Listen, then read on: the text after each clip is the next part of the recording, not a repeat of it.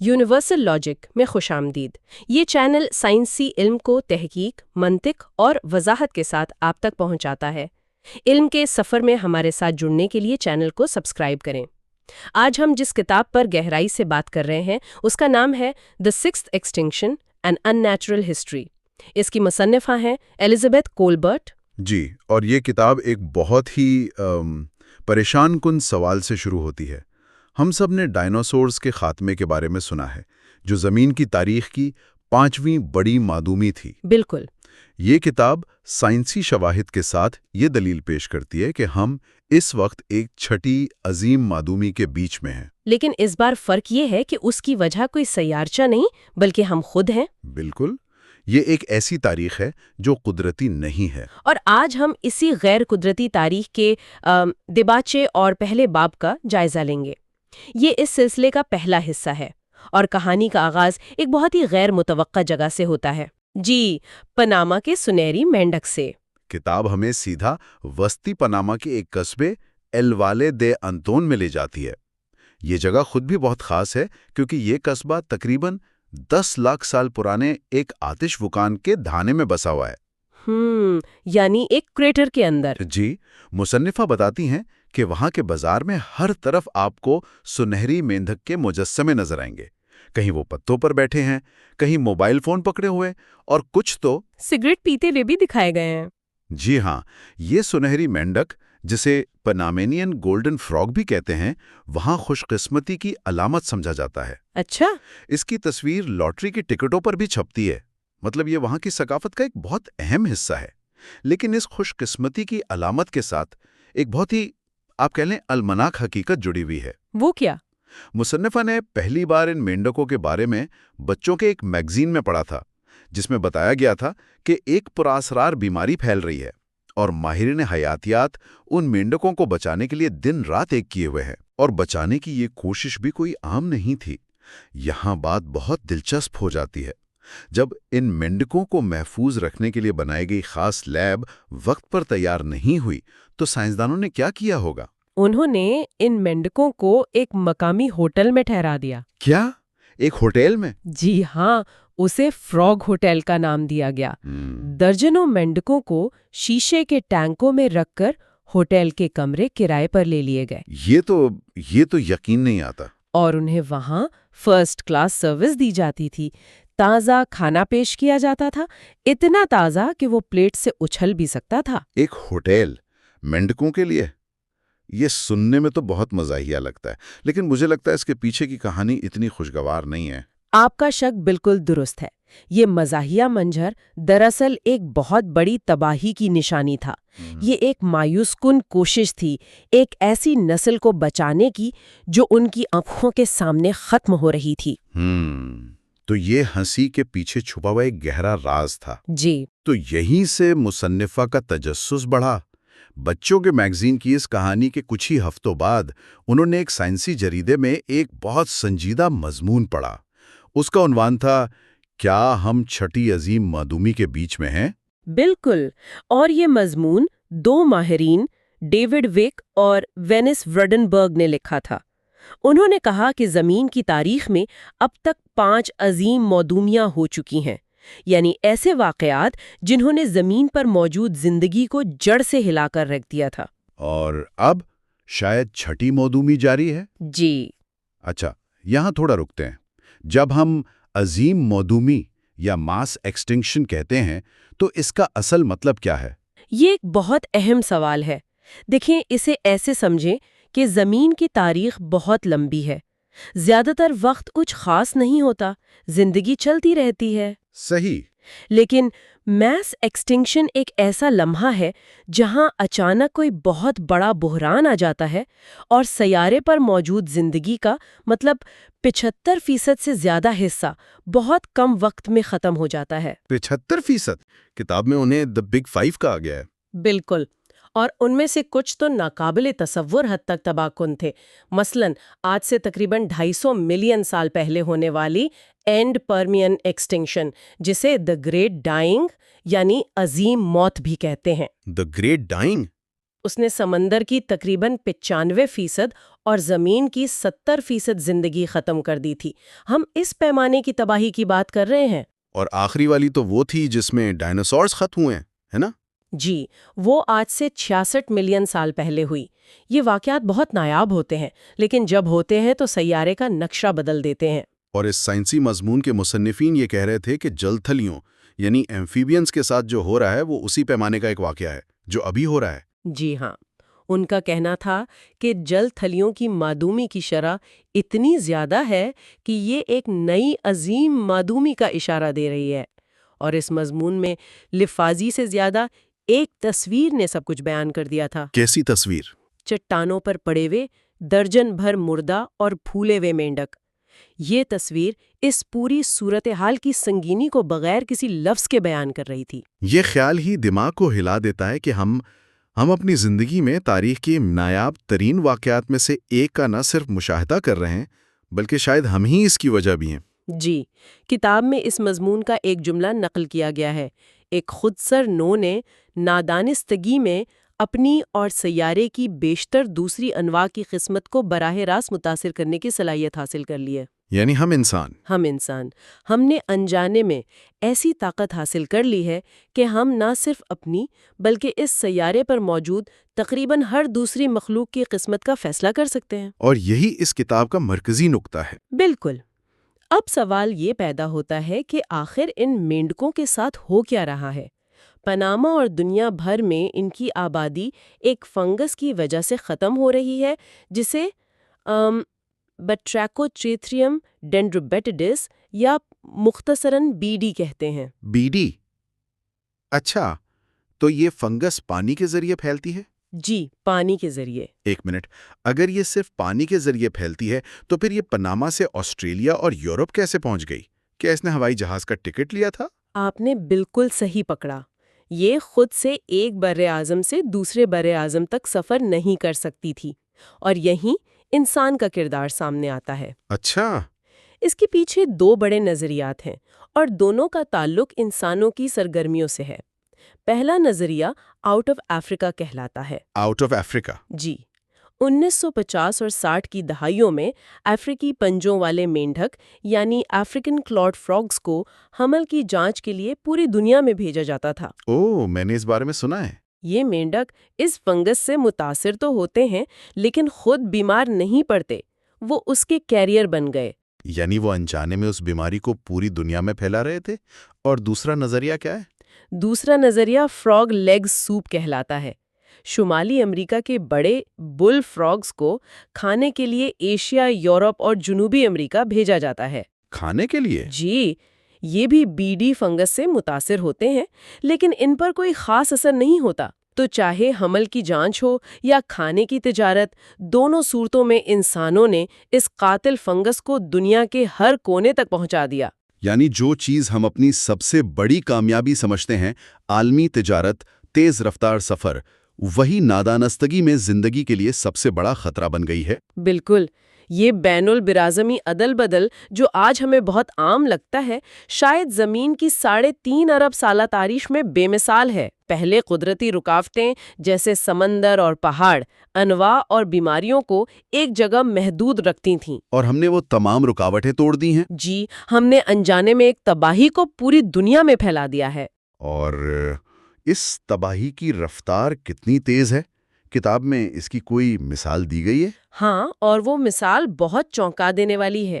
David week, جنہوں نے وہ مضمون لکھا تھا، وہ یاد کرتے ہیں کہ 60 کی دہائی میں کیلیفورنیا کے سیرا نیواڈا پہاڑوں میں اتنے زیادہ مینڈک تھے کہ چلتے ہوئے ان پر پیر آ جاتا تھا۔ اتنے زیادہ؟ جی، وہ ہر جگہ تھے، لیکن 80 کی دہائی تک ان کے شاگرد جب تحقیق کے لیے وہاں جاتے تو خالی ہاتھ لوٹتے۔ اچھا۔ جب ویک خود ایک ایسی ثابت شدہ جگہ پر گئے جہاں وہ جانتے تھے کہ مینڈک ضرور ملیں گے، تو گھنٹوں کی تلاش کے بعد انہیں صرف 2 مینڈک ملے۔ صرف 2؟ 20 سال میں اتنی بڑی تبدیلی؟ یہ تو ناقابل یقین ہے۔ اسے سمجھنے کے لیے ایک اور تصور جاننا ضروری ہے، جسے پس منظر کی معدومی کی شرح یا بیک گراؤنڈ ایکسٹنکشن ریٹ کہتے ہیں۔ ٹھیک ہے۔ یہ وہ قدرتی شرح ہے جس پر انواع ارتقاء کے عمل میں معدوم ہوتی ہیں۔ اندازہ ہے کہ جل تھیلیوں کے لیے یہ شرح اتنی کم ہے کہ شاید ہر 1000 سال میں ایک نو ختم ہوتی ہے۔ ہر 1000 سال میں ایک؟ اس کا مطلب تو یہ ہوا کہ کسی ایک انسان کا اپنی زندگی میں کسی جل تھلی نو کو قدرتی طور پر معدوم ہوتے دیکھنا تقریباً ناممکن ہونا چاہیے۔ بالکل، لیکن آج صورتحال یہ ہے کہ ہر ماہر جل تھلیات نے اپنی پیشہ ورانہ زندگی میں کئی انواع کو اپنی آنکھوں کے سامنے ہمیشہ کے لیے غائب ہوتے دیکھا ہے۔ یہ اعداد و شمار ہی اس بحران کی شدت کو واضح کرتے ہیں۔ جو واقعہ 1000 سال میں ایک بار ہونا چاہیے تھا وہ اب ہر سال ہو رہا ہے۔ تو پاناما میں وہ جو تحفظاتی مرکز EVAC بنایا گیا تھا، کیا وہاں سے کوئی امید ہے؟ کیا وہ ان مینڈکوں کو بچا پائے؟ کتاب میں اس مرکز کا ذکر بہت حقیقت پسندانہ انداز میں کیا گیا ہے۔ وہاں ماہرین دن رات کام کر رہے ہیں، لیکن وہ خود بھی مایوسی کا شکار ہیں۔ ایک ماہر کہتا ہے کہ بدقسمتی سے ہم ان تمام جل تھلیوں کو کھو رہے ہیں اس سے پہلے کہ ہمیں یہ بھی معلوم ہو کہ وہ موجود ہیں۔ مطلب بہت سی انواع تو دریافت ہونے سے پہلے ہی ختم ہو رہی ہیں۔ جی، اور کیا انہیں واپس جنگل میں چھوڑنے کا کوئی منصوبہ ہے؟ وہاں کے ماہرین اس خیال کو ایک خیالی تصور یا فینٹیسی قرار دیتے ہیں۔ کیوں؟ کیونکہ جس فنگس نے انہیں ختم کیا وہ اب بھی جنگل میں ہر جگہ موجود ہے۔ انہیں واپس بھیجنا انہیں سیدھا موت کے منہ میں دھکیلنے کے برابر ہوگا۔ تو وہ اب صرف قید میں ہی زندہ رہ سکتے ہیں، ایک طرح کے زندہ عجائب گھر میں؟ جی ہاں۔ تو یہ سنہری مینڈک کی کہانی صرف ایک مینڈک کی کہانی نہیں ہے؟ ہرگز نہیں، یہ اس بڑے عمل کی ایک مثال ہے جسے مصنفہ چھٹی مہدومی کہتی ہیں، ایک غیر قدرتی تاریخ جو ہمارے دور میں ہمارے ہاتھوں سے لکھی جا رہی ہے۔ سنہری مینڈک اس بڑی تصویر کا صرف ایک چھوٹا سا لیکن بہت ہی طاقتور حصہ ہے، ایک انتباہ۔ بالکل۔ یہ سب سن کر دماغ میں ایک عجیب سا سوال آ رہا ہے۔ یہ سوچنا ہی عجیب ہے کہ ایک پوری نو، ایک پورا اسپیشیز ہمیشہ کے لیے ختم ہو سکتا ہے۔ کیا یہ خیال ہمیشہ سے ہمارے ساتھ تھا؟ مطلب؟ یعنی کیا پرانے زمانے کے لوگ جیسے ارسطو یا افلاطون وہ بھی جانتے تھے کہ جانور معدوم ہو سکتے ہیں، یا یہ علم ہی ہمارے لیے نیا ہے؟ یہ ایک بہترین سوال ہے اور یہ ہمیں بالکل اگلے باب کی طرف لے جاتا ہے۔ معدومیت کا تصور جیسا کہ ہم آج اسے سمجھتے ہیں یہ خود ایک نسبتاً نئی دریافت ہے۔ اچھا؟ جی، ایک وقت تھا جب دنیا کے سب سے بڑے ذہن بھی یہ ماننے کو تیار نہیں تھے کہ زندگی کی کوئی شکل ہمیشہ کے لیے ختم ہو سکتی ہے۔ تو اس کا مطلب ہے کہ محدومی کو سمجھنے کی بھی اپنی ایک تاریخ ہے۔ جی ہاں، اور اگلے حصے میں ہم اسی تاریخ پر بات کریں گے۔ ہم جانیں گے کہ انسان نے معدومی کے تصور کو کب اور کیسے سمجھنا شروع کیا۔ ہم ماضی کی عظیم معدومیوں کی دریافت کی کہانی اور ان سائنسدانوں کی جدوجہد پر بات کریں گے جنہوں نے اس انقلابی خیال کو دنیا کے سامنے پیش کیا۔ تو ایک سوال سے شروع کرتے ہیں۔ کیا کبھی ایسا وقت تھا جب انسان یہ ماننے کو تیار ہی نہیں تھا کہ کوئی جاندار ہمیشہ کے لیے ختم ہو سکتا ہے؟ بالکل، آج تو یہ ہمیں ایک عام سی بات لگتی ہے۔ جی، جیسے ڈائنوسورز کا نہ ہونا، لیکن کچھ صدیاں پہلے یہ خیال ہی ناقابل تصور تھا۔ ناقابل تصور ہی نہیں بلکہ ایک طرح سے کفر کے برابر تھا۔ اس وقت ایک نظریہ تھا گریٹ چین آف بینگ کا، یعنی وجود کی عظیم زنجیر۔ جی، کہ خدا نے دنیا کو ایک مکمل زنجیر کی طرح بنایا ہے اور اس کی کوئی کڑی ٹوٹ نہیں سکتی، یعنی کوئی جاندار ناپید نہیں ہو سکتا۔ یہ ایک مذہبی اور فلسفیانہ عقیدہ تھا۔ اور یہ اس سلسلے کا دوسرا حصہ ہے۔ آج ہم اسی کہانی میں گہرائی سے اتریں گے کہ یہ سوچ آخر بدلی کیسے، اور اس کہانی کا مرکز، جیسا کہ ہم نے سنا ہے، کچھ ہڈیاں ہیں اور ایک سائنسدان۔ بالکل، کہانی کا مرکز ہے امریکی میسٹرڈون اور جارجز کوویر نامی ایک ذہین سائنسدان۔ ہم دیکھیں گے کہ کیسے ان ہڈیوں نے 18ویں صدی کے سائنس کو چکرا کر رکھ دیا تھا، اور کیسے کوویر نے ناپیدیگی کو ایک حقیقت کے طور پر منوایا۔ تو آئیے ان پراسرار ہڈیوں سے ہی شروع کرتے ہیں۔ یہ کہانی کہاں سے شروع ہوئی؟ شمالی امریکہ سے؟ جی، 18ویں صدی کے وسط میں فرانسیسی مہمجوؤں کو اوہایو ندی کے قریب ایک دلدلی علاقے سے کچھ بہت ہی بڑی ہڈیاں ملی۔ کیسی ہڈیاں تھیں وہ؟ ان میں ایک بہت بڑی ران کی ہڈی تھی، جبڑے تھے اور ہاتھی دانت جیسی چیزیں تھیں۔ انہوں نے یہ سب اکٹھا کر کے پیرس بھیج دیا، وہاں کے ماہرین کی رائے کے لیے۔ تو پیرس پہنچ کر ان ہڈیوں نے کیا تہلکہ مچایا؟ ظاہر ہے اس سے پہلے اتنی بڑی ہڈیاں نہیں دیکھی ہوں گی انہوں نے۔ تہلکہ تو مچا، لیکن ایک مومے کی شکل میں۔ ہاتھی دانت اور ٹانگ کی ہڈی دیکھ کر تو سب نے کہا کہ یہ ہاتھی یا میمتس کی ہڈیاں ہیں۔ ٹھیک ہے۔ یہاں تک تو سب ٹھیک تھا، لیکن مسئلہ شروع ہوا ان کے ساتھ ملنے والے داڑھ کے دانتوں سے۔ وہ بالکل مختلف تھے۔ ایک منٹ، دانتوں میں ایسا کیا خاص فرق تھا؟ مطلب ہاتھی کے دانت اور ان دانتوں میں کیا بنیادی فرق تھا؟ یہیں سے تو سارا معاملہ دلچسپ ہوتا ہے۔ دیکھیں نا، ہاتھی اور میمت کے داڑھ والے دانت وہ بالکل چپٹے ہوتے ہیں، اچھا جیسے جوتے کا سول نہیں ہوتا جی۔ جس پر لکیریں ہوتی ہیں۔ یہ گھاس اور پودوں کو پیسنے کے لیے بہترین ہے، چکی کی طرح۔ ہاں ہاں، سمجھ گئی۔ لیکن یہ جو دانت تھے، جنہیں آج ہم ماسٹوڈون کے دانت کہتے ہیں، ان پر نوکیلے پہاڑوں جیسے ابھار تھے۔ اوہ، یہ پودوں کو پیسنے کے لیے نہیں، بلکہ ٹہنیوں اور پتوں کو کچلنے اور توڑنے کے لیے بنے تھے۔ مطلب ایک چکی تھی تو دوسرا ہتھوڑا۔ بالکل مختلف اوزار۔ واہ! تو ان کے سامنے ایک ہی جانور کے دو ایسے حصے تھے جو آپس میں میل ہی نہیں کھا رہے تھے۔ میں تصور کر سکتی ہوں کہ وہ سر پکڑ کر بیٹھ گئے ہوں گے۔ بالکل، وہ بری طرح الجھ گئے۔ 1752 میں ایک ماہر تھے، جین ایٹین گیٹارڈ۔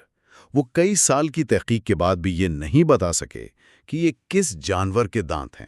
اور پھر 10 سال بعد ایک اور بڑے ماہر، لوئس ژان مری ڈابنٹن، نے ایک بہت ہی عجیب نظریہ دیا۔ انہوں نے کہا کہ یہ ہڈیاں اور دانت ایک جانور کے ہیں ہی نہیں۔ کیا مطلب؟ انہوں نے کہا کہ یہ دو الگ الگ جانوروں کی باقیات ہیں۔ ہڈیاں تو ہاتھی کی ہیں، لیکن یہ عجیب دانت یہ کسی بہت بڑے دریائی گھوڑے یعنی ہپوپوٹامس کے ہیں، جو اتفاق سے ایک ہی جگہ دفن ہو گئے۔ ایک منٹ، یہ تو بہت ہی عجیب بات ہے۔ کیا دو مختلف دیو ہیکل جانوروں کی ہڈیاں ایک ہی جگہ پر اتفاقاً ملنا عام تھا، یا وہ صرف اس خیال سے اتنا ڈر رہے تھے کہ کوئی نیا نامعلوم جانور ہو سکتا ہے؟ بالکل، یہی بات تھی۔ وہ اس خیال کو قبول ہی نہیں کرنا چاہتے تھے کہ کوئی ایسی مخلوق ہو سکتی ہے جو اب دنیا میں موجود نہ ہو۔ یہ ان کے نزدیک قدرت کے اصولوں کے خلاف تھا۔ تو دو الگ جانوروں کا نظریہ چاہے جتنا بھی عجیب ہو، انہیں ایک گمشدہ نوع کے تصور سے زیادہ قابل قبول لگا۔ جی ہاں۔ تو اس تعطل کو کس نے توڑا؟ پھر میدان میں آئے جارج کوویے۔ ان میں ایسی کیا خاص بات تھی؟ کوویے وہ صرف ایک ماہر نہیں تھے، وہ اپنے وقت کے ذہین ترین دماغوں میں سے ایک تھے۔ ان کی خاص بات تھی کوریلیشن آف پارٹس کا اصول۔ اس کا کیا مطلب ہوا؟ ان کا ماننا تھا کہ کسی جانور کا ہر حصہ دوسرے حصوں سے ایک خاص منطق کے تحت جڑا ہوتا ہے۔ مثلاً اگر کسی جانور کے دانت گوشت کاٹنے والے ہیں تو اس کے پنجے بھی شکار کو پکڑنے والے ہوں گے۔ اچھا۔ اس اصول کی وجہ سے وہ صرف ایک دانت یا ایک ہڈی دیکھ کر پورے جانور کا، اس کی عادات کا اور اس کے ماحول کا تصور کر سکتے تھے۔ یہ ایک سپر پاور جیسی صلاحیت تھی۔ تو اس سپر پاور کے ساتھ انہوں نے ان پراسرار ہڈیوں کا کیا کیا؟ 1796 میں انہوں نے پیرس میں ایک لیکچر دیا جو سائنس کی تاریخ بدلنے والا تھا۔ پہلے تو انہوں نے اپنی مہارت ثابت کرنے کے لیے ایک ایسی بات کہی جو اس وقت نہیں تھی۔ انہوں نے ثابت کیا کہ افریقی اور ایشیائی ہاتھی دو الگ الگ انواع ہیں، جنہیں لوگ اس وقت تک ایک ہی سمجھتے تھے۔ جی، اس سے انہوں نے یہ معیار قائم کر دیا کہ وہ کتنی باریکی سے فرق دیکھ سکتے ہیں۔ اور پھر وہ فوسلز کی طرف آئے؟ بالکل۔ اس کے بعد انہوں نے سائبیریا سے ملنے والے میمت کے فوسلز کا ذکر کیا اور کہا کہ یہ بھی آج کے زندہ ہاتھیوں سے مختلف ہیں، یعنی یہ ایک ایسی نوع ہے جو اب موجود نہیں۔ ٹھیک ہے۔ پھر آخر میں وہ اوہایو سے ملنے والے جانور پر آئے اور اس کے نوکیلے دانتوں کی طرف اشارہ کرتے ہوئے کہا کہ یہ جانور تو میمت سے بھی زیادہ مختلف ہے۔ یہ نہ ہاتھی ہے، نہ میمت، اور نہ ہی دریائی گھوڑا۔ یہ بالکل الگ چیز ہے۔ اور پھر انہوں نے وہ انقلابی سوال پوچھا۔ جی، انہوں نے حاضرین سے پوچھا، ان دو دیو ہیکل جانوروں کا کیا ہوا جن کے زندہ نشانات اب نہیں ملتے؟ اور پھر خود ہی جواب دیا، یہ ایسپیس پیردوں ہیں، یعنی گمشدہ انواع، ایکسٹنکٹ سپیشیز۔ بالکل۔ اس ایک جملے سے انہوں نے اس گریٹ چین آف بینگ کے تصور کو توڑ دیا تھا جسے صدیوں سے مقدس مانا جاتا تھا۔ یہ تو ایک بہت بڑا دعویٰ تھا۔ اگر جانور واقعی ناپید ہوتے ہیں تو یہ سوال پیدا ہوتا ہے کہ آخر ان کے ساتھ ایسا کیا ہوتا ہے۔ لیکن اس سے پہلے کیا کیویے صرف ان 2 جانوروں پر ہی رکے؟ نہیں، بالکل نہیں۔ جب یہ دروازہ کھلا تو انہیں اور بھی گمشدہ دنیایں نظر آنے لگی۔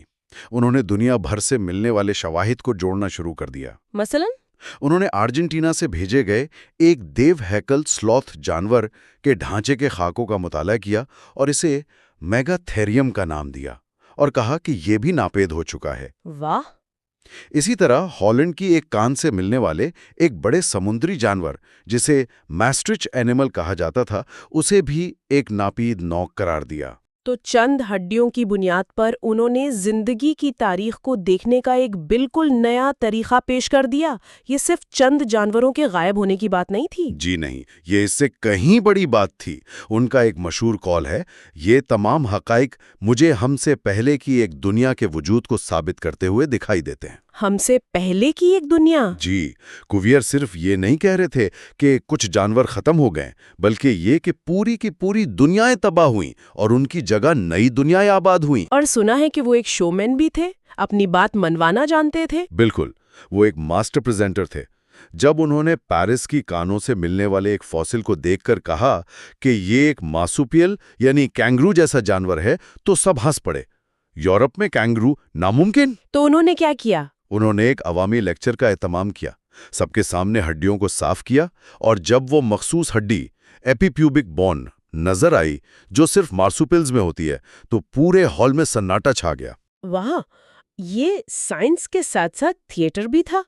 اور وہ سیلاب کے گواہ انسان والا قصہ کیا ہے؟ جی، وہ تو اور بھی دلچسپ تھا۔ ایک فوسل تھا جسے لوگ بائبل میں مذکور نوح کی سیلاب میں ڈوبنے والے ایک انسان کی باقیات سمجھتے تھے۔ تو یہ تو مذہبی طور پر بہت اہم فوسل ہوا ہوگا۔ بہت زیادہ۔ کیویئر نے اس کا معائنہ کیا اور بڑے اطمینان سے اعلان کیا کہ یہ انسان نہیں بلکہ ایک دیو ہیکل جل تھلی یعنی جائنٹ سیلیمینڈر ہے۔ انہوں نے پتھر کو کاٹ کر اس کی چھپی ہوئی ہڈیاں نکالی اور ثابت کر دیا کہ یہ انسان نہیں ہے۔ ہر ایسے مظاہرے سے وہ سائنسی ثبوت کو مذہبی عقیدے پر فوقیت دے رہے تھے۔ بالکل ٹھیک ہے، تو جب کیویئر نے یہ ثابت کر دیا کہ جانور ناپید ہوتے ہیں، اس نے ایک بہت بڑا اور شاید خوفناک سوال کھڑا کر دیا ہوگا۔ آخر ایسا کیوں ہوتا ہے؟ جی، یہی اگلا منطقی سوال تھا، اور کیویئر نے اس کے جواب میں تباہیوں یعنی کیٹاسٹروفیز کا نظریہ پیش کیا۔ تباہیاں؟ ان کا ماننا تھا کہ زمین کی تاریخ پرسکون اور بتدریج تبدیلیوں پر مشتمل نہیں ہے، بلکہ اس میں وقتاً فوقتاً بھیانک، اچانک اور پرتشدد واقعات رونما ہوتے رہے ہیں، جنہوں نے لاکھوں جانداروں کو ایک ساتھ ختم کر دیا۔ اور جیسے جیسے انہیں مزید فوسلز ملتے گئے، ان کا یہ یقین پختہ ہوتا گیا؟ جی، کہ ایک نہیں بلکہ کئی تباہیاں آئی ہیں، اور اسی دوران انہوں نے ایک اور اہم دریافت کی، شاید ان سب سے بڑی۔ وہ کیا تھی؟ پیرس کے ارد گرد کھدائی کے دوران انہوں نے محسوس کیا کہ چٹانوں کی تہیں کتاب کے صفوں کی طرح ہیں، اور ہر صفحے یعنی ہر تہ میں مختلف قسم کے فاسلز ہیں۔ مطلب ایک ترتیب تھی ان میں؟ ایک واضح ترتیب۔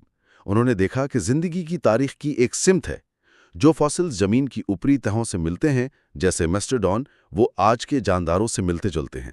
اور جتنا گہرا کھودا جائے اتنے ہی عجیب و غریب اور نامانوس جانداروں کے فاسلز ملتے ہیں، یہاں تک کہ ایک وقت آتا ہے جب ممالیہ یعنی میملز غائب ہو جاتے ہیں اور ان کی جگہ دیو ہیکل رینگنے والے جانوروں ریپٹائلز کی دنیا شروع ہو جاتی ہے۔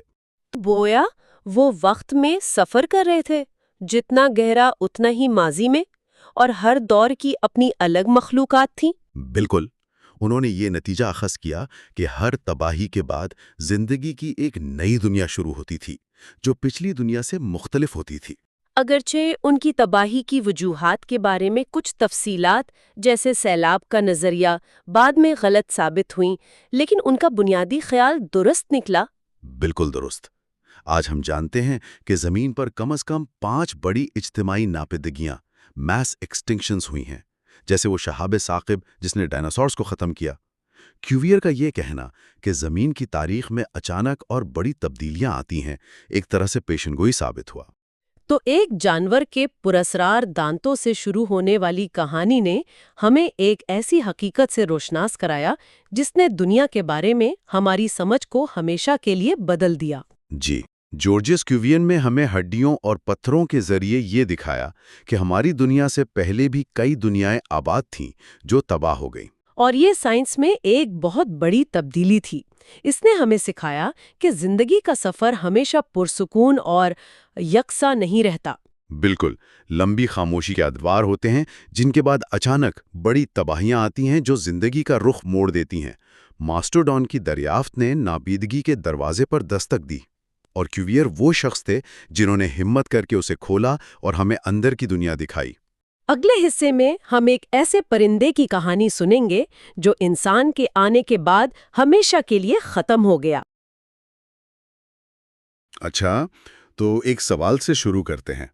क्या ऐसा भी होता है कि कोई जानदार इर्तिका की दौड़ में सब कुछ बिल्कुल ठीक कर रहा हो, मतलब हर लिहाज से कामयाब हो, लेकिन फिर भी मदूम हो जाए? ये बहुत दिलचस्प सवाल है। और क्या इंसान का फैलाव खुद बाकी जानदारों के लिए आप कह सकते हैं कि सबसे बड़ा खतरा बन गया है? आज हम इसी पर बात करेंगे। आज हमारे सामने जो मवाद है उसमें मदूमियत की दो बिल्कुल ही मुख्तलिफ कहानियां हैं। ये इस सिलसिले का तीसरा हिस्सा है। जी। एक कहानी एक ऐसे परिंदे की है जिसे इंसानों ने कहना चाहिए कि बेदर्दी से खत्म कर दिया, और दूसरी लाखों साल पुरानी मखलूक की है जो एक कायनाती हादसे का शिकार हो गई। बिल्कुल। तो आइए इन जराए की मदद से ये समझने की कोशिश करते हैं कि बका की इस जंग में किस्मत और इंसानी असरात का कितना बड़ा किरदार है। बिल्कुल, ये कहानियां हमें दो इंतहाओं पर ले जाती हैं। एक तरफ हम देखेंगे कि एक मखलूक जो अपने माहौल में बेहद कामयाब थी, कैसे इंसानी लालच की वजह से चंद दहाइयों में हमेशा के लिए खत्म हो गई। और दूसरी तरफ और फिर हम वक्त में करोड़ों साल पीछे जाकर देखेंगे कि कैसे एक आलमी तबाही ये फैसला करती है कि कौन सी नस्ल जिंदा रहेगी और कौन सी नहीं। ये सिर्फ तारीख नहीं, ये जिंदगी के चलने के उसूलों पर एक गहरी नज़र है। तो आइए पहली कहानी से शुरू करते हैं, जो जराए के मुताबिक एक ऐसे परिंदे की है जिसे असल पेंगुइन कहा जाता था, ग्रेट ऑक।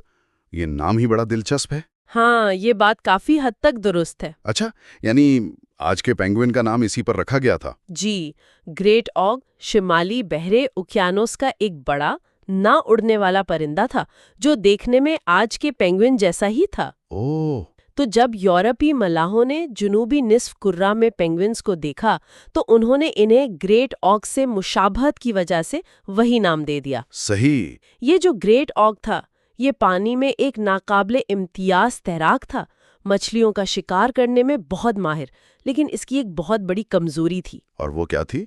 उसे अफजाइश नस्ल के लिए जमीन पर आना पड़ता था, और जमीन पर यह बेहद अनाड़ी और गैर महफूज था। उड़ नहीं सकता था? नहीं, उड़ नहीं सकता था।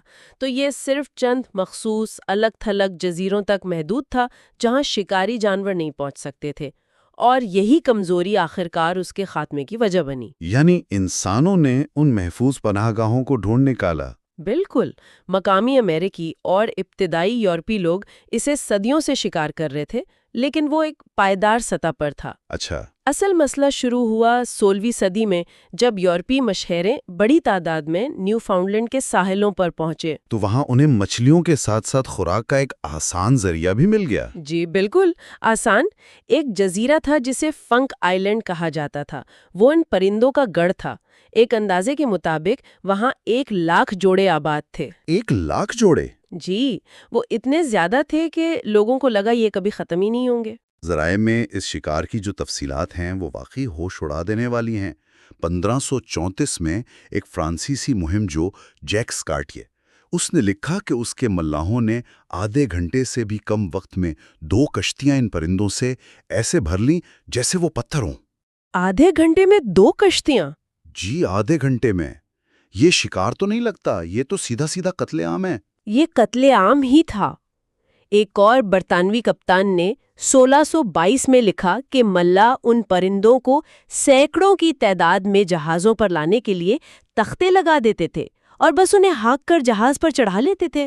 ओह खुदाया! उनका कोई दिफा नहीं था, कोई फरार का रास्ता नहीं था, और उनका इस्तेमाल सिर्फ खाने तक महदूद नहीं था। अच्छा, और किस काम आते थे ये? उन्हें मछली पकड़ने के लिए चारे के तौर पर इस्तेमाल किया जाता था। उनके नरम परों से गद्दे और तकिए भरे जाते थे।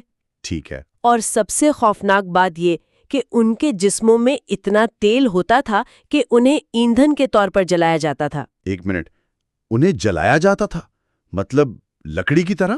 پکڑ کر ان کے پر نوچ لیتے اور پھر انہیں آدھی کھال کے ساتھ تڑپ کر مرنے کے لیے چھوڑ دیتے۔ یہ تو بہت ہی ظالمانہ ہے۔ اور سنیں، کچھ لوگ تو آگ جلانے کے لیے 1 یا 2 پرندوں کو کیتلی کے نیچے رکھ کر آگ لگا دیتے اور انہیں بدقسمت پرندوں کے جسموں سے نکلنے والا تیل اس آگ کو مزید بھڑکاتا تھا۔ یہ تو ناقابل یقین حد تک وحشیانہ ہے۔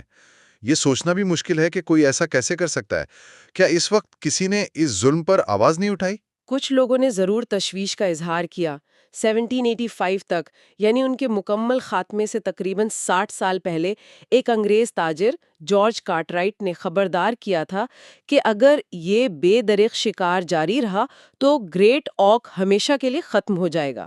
لیکن کسی نے سنی نہیں ہوگی۔ نہیں، اس کی بات پر کسی نے زیادہ توجہ نہیں دی، کیونکہ اس وقت تک پیسہ کمانے کی ہوس ہر چیز پر غالب آ چکی تھی۔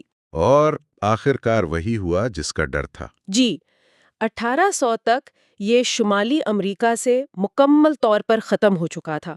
اس کی آخری معلوم پناہ گاہ آئس لینڈ کے قریب ایک چھوٹا چٹانی جزیرہ تھا جس کا نام ایلڈے تھا۔ تو کچھ وہاں بچ گئے تھے؟ کچھ بچ گئے تھے، لیکن تب تک یہ پرندہ اتنا نایاب ہو چکا تھا کہ اب اسے عجائب گھروں اور ذاتی جمع کرنے والوں کے لیے شکار کیا جانے لگا۔ کیا مطلب؟ یعنی جو چند باقی بچے تھے انہیں بھی سائنس اور شوق کے نام پر مار دیا گیا؟ بالکل، اور ان کا خاتمہ ایک بہت ہی مخصوص تاریخ اور ناموں کے ساتھ درج ہے۔ 3 جون 1844 کو 3 آئس لینڈی ملاح، جن کے نام بھی تاریخ میں محفوظ ہیں، سگورور ایسلفیسن، کیٹکل کیٹلسن اور یون برینڈسن، اس جزیرے پر اترے۔ اچھا۔ انہوں نے وہاں موجود آخری جوڑے کو پکڑ کر مار ڈالا۔ آخری جوڑا؟ اور ان کے آخری انڈے کو بھی اپنے بوٹ سے کچل دیا۔ اور بس کہانی ختم؟ اس کے بعد گریٹ اوک کو کبھی زندہ نہیں دیکھا گیا۔ یہ جاننا کہ ہم آخری جوڑے کو مارنے والوں کے نام تک جانتے ہیں، بہت عجیب احساس ہے۔ یہ کہانی صرف ایک پرندے کے خاتمے کی نہیں ہے، یہ انسانی فطرت کے بارے میں بھی بہت کچھ بتاتی ہے۔ بالکل۔ اس نے اس وقت کے سائنسدانوں پر کیا اثر ڈالا ہوگا؟ اس نے سائنسی سوچ کو جھنجھوڑ کر رکھ دیا۔ چارلز ڈارون جیسے مفکرین تبدیلی کو ایک بہت سست اور بتدریجی عمل سمجھتے تھے جو ہزاروں لاکھوں سالوں پر محیط ہو۔ صحیح۔ ان کے لیے یہ خیال کہ انسان اتنی تیزی سے ایک پوری نو کو صفحہ ہستی سے مٹا سکتا ہے ایک بہت بڑا دھچکا تھا۔ یہ ایک تباہی تھی، ویسے ہی جیسے فرانسیسی ماہر حیاتیات کیوویئر نے تصور کیا تھا، لیکن یہ کسی قدرتی آفت سے نہیں آئی تھی۔ یہ خود انسان کے ہاتھوں سے آئی تھی۔ جی۔ تو یہ تو انسان کی پیدا کردہ تباہی تھی، لیکن کیا ہمیشہ ایسا ہی ہوتا ہے؟ ذرائع میں ایک بالکل مختلف قسم کی تباہی کا ذکر بھی ہے جو لاکھوں سال پہلے ہوئی تھی اور جس کا انسان سے کوئی لینا دینا نہیں ہے۔ جی، اب ہم اپنی دوسری کہانی کی طرف بڑھتے ہیں جو 6 کروڑ 60 لاکھ سال پہلے پیش آئی۔ ڈائنوسورز والی کہانی۔ ہاں، یہ وہی مشہور واقعہ ہے جس نے ڈائناسورز کا خاتمہ کیا، لیکن ہم ایک اور مخلوق پر توجہ مرکوز کریں گے جس کا نام ہے ایمونائٹس۔ ایمونائٹس۔ یہ خول والے سمندری جانور تھے جو آج کے نوٹلس سے ملتے جلتے تھے، اور وہ کروڑوں سال تک سمندروں پر راج کرتے رہے، ڈائناسور سے بھی زیادہ عرصے تک۔ واہ! اور ان کے خاتمے کی کہانی ذرائع کے مطابق ایک سائنسی جاسوسی کہانی کی طرح ہے۔ اس کا سراغ اٹلی کے ایک قصبے گوبیو میں ملا۔ وہاں کیا ہوا تھا؟ 1970 کی دہائی میں والٹر ایلواریز نامی ایک امریکی ماہر ارضیات وہاں چٹانوں کا مطالعہ کر رہے تھے۔ انہوں نے ایک عجیب چیز نوٹس کی۔ کیا چیز؟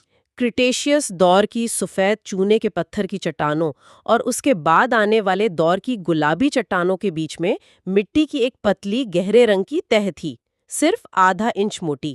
صرف ½ انچ کی تہ؟ اس میں اتنا خاص کیا تھا؟ خاص بات یہ تھی کہ اس تہ سے نیچے کی چٹانوں میں سمندری خردبینی مخلوق، جنہیں فورامینیفیرا کہتے ہیں، ان کے بہت سے بڑے اور متنوع اقسام کے فاسلز موجود تھے۔ اچھا۔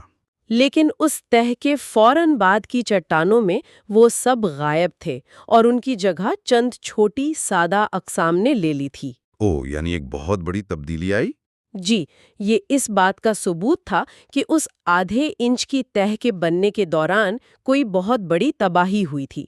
سوال یہ تھا کہ یہ تہ کتنے عرصے میں بنی؟ اور اس سوال کا جواب ایک بالکل ہی مختلف شعبے سے آیا ہے نا؟ جی ہاں، یہاں پر کہانی میں والٹر کے والد لوئس ایلگریز کی انٹری ہوتی ہے، جو ایک نوبل انعام یافتہ طبیعت دان تھے۔ اچھا۔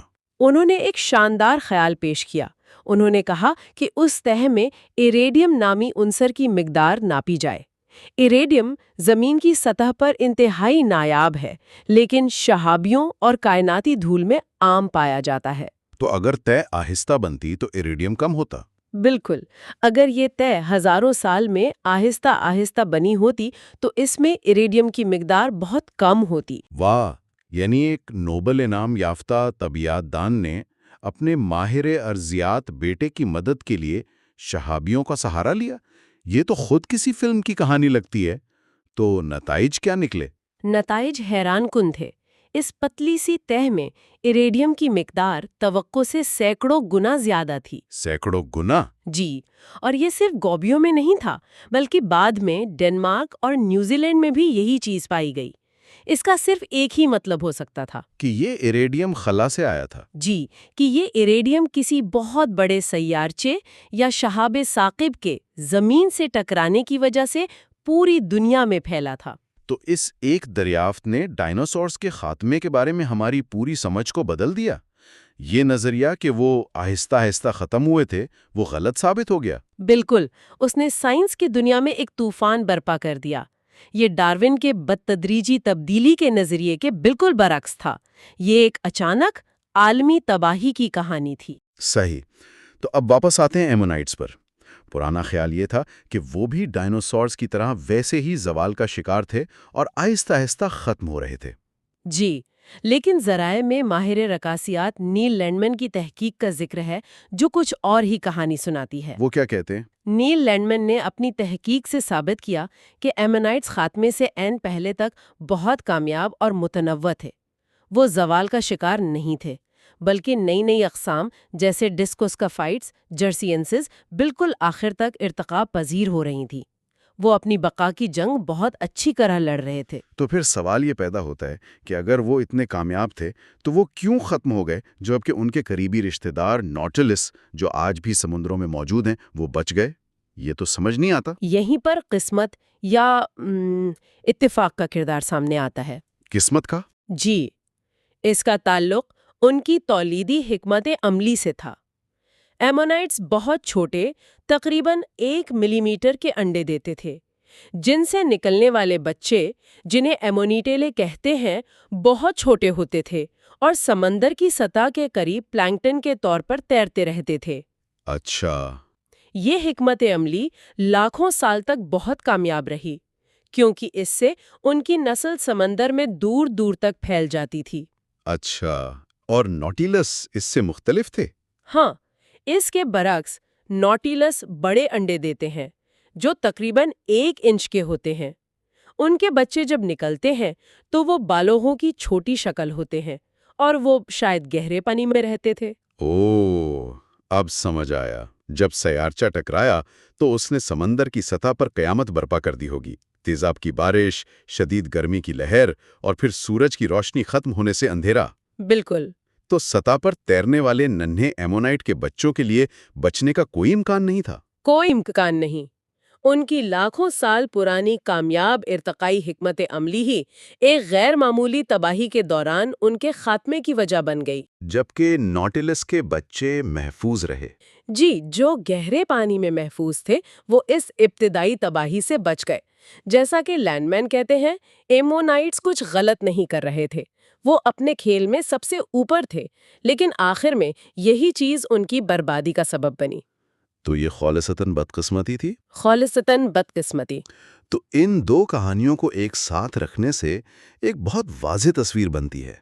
گریٹ آگ کی کہانی ہمیں بتاتی ہے کہ ایک نو یعنی انسان دوسری نو کے لیے ایک تباہ کن قوت بن سکتی ہے اور اسے ناقابل یقین تیزی سے ختم کر سکتی ہے۔ یہ ارتقا نہیں، یہ تو خاتمہ ہے۔ بالکل، اور ایمونائٹس کی کہانی ہمیں بتاتی ہے کہ بقا ہمیشہ سب سے موزوں یا فٹنس کی نہیں ہوتی، بعض اوقات یہ صرف قسمت کی بات ہوتی ہے۔ صحیح۔ ایک انتہائی کامیاب نو بھی ایک ایسی تباہی کا شکار ہو سکتی ہے جس کا وہ تصور بھی نہیں کر سکتی اور جس کے لیے وہ تیار نہ ہو۔ آج کا ہمارا ابتدائی سوال یہی تھا کہ کیا انسان جانداروں کے لیے سب سے بڑا خطرہ بن گیا ہے؟ گریٹ اوک کی کہانی اس کا جواب ہاں میں دیتی ہے، اور یہ کوئی اکلوتا واقعہ نہیں ہے۔ اور اب ایک آخری سوچ جو یہ ذرائع ہمارے ذہن میں چھوڑ جاتے ہیں۔ ایمنائٹس ایک بیرونی کائناتی تباہی کا شکار ہوئے، وہ بے بس تھے۔ جی۔ لیکن آج انسانی سرگرمیاں جیسے ماحولیاتی آلودگی، جنگلات کا کٹاؤ اور موسمیاتی تبدیلی خود ایک عالمی تباہی کی کیفیت پیدا کر رہی ہیں۔ تو سوال یہ ہے کہ جب ایک نو خود سیارچے کی طرح ایک تباہ کن قوت بن جائے تو اس کا کیا مطلب ہے؟ یہ ایک بہت گہرا اور پریشان کن سوال ہے۔ اگلے حصے میں ہم اسی خیال کو آگے بڑھائیں گے اور ایک نئے سائنسی دور سے متعارف ہوں گے جسے اینتھروپوسین کہا جاتا ہے، یعنی انسان کا دور۔ تو چلیں اپنی بات چیت کے چوتھے حصے کی طرف بڑھتے ہیں۔ جی۔ آج ہم ایک ایسے سوال پر غور کر رہے ہیں جو سننے میں تو شاید سادہ لگے، لیکن اس کے جو اثرات ہیں وہ بہت گہرے ہیں۔ بالکل۔ سوال یہ ہے کہ کیا ہم انسانوں نے اس سیارے پر اتنے بڑے پیمانے پر تبدیلیاں کر دی ہیں کہ زمین کی تاریخ کا ایک نیا باب، ایک نیا ارضیاتی دور شروع ہو گیا ہے؟ یہ واقعی ایک بہت بڑا سوال ہے، اور اس کی تہہ تک پہنچنے کے لیے آج ہم 2 ابواب کے مواد کا جائزہ لیں گے۔ اچھا، کون کون سے؟ پہلا ہے اینتھروپوسین میں خوشامدید، اور دوسرا ہمارے ارد گرد کا سمندر۔ تو ہماری کوشش یہ ہوگی کہ ہم یہ سمجھے کہ سائنسدان کیوں یہ ماننے لگے ہیں کہ ہم ایک نئے دور میں ہیں، اور پھر یہ کہ اس کا ہمارے سمندروں پر کیا اثر پڑ رہا ہے۔ جی، آج کی گفتگو کا محور یہی تصور ہے کہ انسان اب صرف زمین کا ایک باسی نہیں رہا، وہ خود ایک ایسی قدرتی قوت، ایک جیولوجیکل فورس بن چکا ہے جو سیارے کی بنیادی کیمسٹری اور اس کے حیاتیاتی نظاموں کو جڑ سے بدل رہا ہے۔ یہ بات ہی اپنے آپ میں بہت بڑی ہے۔ بالکل۔ اور اس تصور کو سمجھنے کے لیے کہ سائنس کیسے نئے خیالات کو قبول کرتی ہے، ایک بڑا دلچسپ نفسیاتی تجربہ ہے۔ اچھا؟ ہارورڈ میں طالب علموں کو تاش کے پتے دکھائے گئے، لیکن ان میں ایک چالاکی تھی۔ کچھ پتے عجیب تھے، جیسے کالے رنگ کا اینٹ کا پان یا لال رنگ کا حکم کا چھکا۔ اچھا، یعنی ناممکن پتے۔ تو کیا ہوا؟ جب یہ پتے بہت تیزی سے دکھائے گئے تو تقریباً تمام طالب علموں نے انہیں عام پتے ہی سمجھا ہوگا۔ جی بالکل، ان کے دماغ نے اس غلطی کو نظر انداز کر دیا اور وہی دیکھا جو وہ دیکھنے کی توقع کر رہے تھے۔ صحیح۔ لیکن جب پتوں کو دکھانے کی رفتار کم کی گئی تو وہ الجھن کا شکار ہو گئے۔ انہیں احساس ہوا کہ کچھ گڑبڑ ہے، لیکن وہ سمجھ نہیں پا رہے تھے کہ کیا۔ یہ تو ایک زبردست مثال ہے، یعنی ہمارا دماغ بھی نئی حقیقت کو قبول کرنے میں وقت لیتا ہے۔ تو کیا سائنس کی تاریخ بھی اسی طرح کام کرتی ہے؟ بڑی حد تک۔